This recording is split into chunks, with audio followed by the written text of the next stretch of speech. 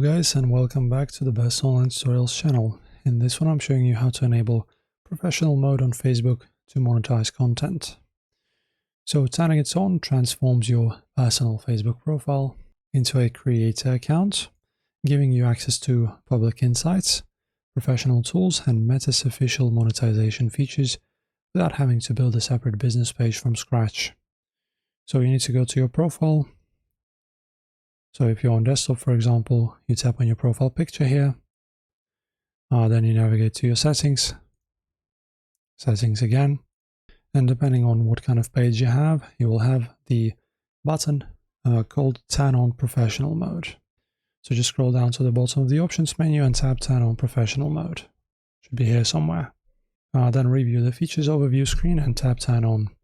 And you can also select your default post visibility to public, so your reels and posts can reach non-followers.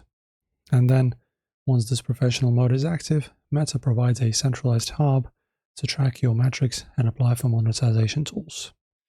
So you go into your profile and tap View Tools or Professional Dashboard.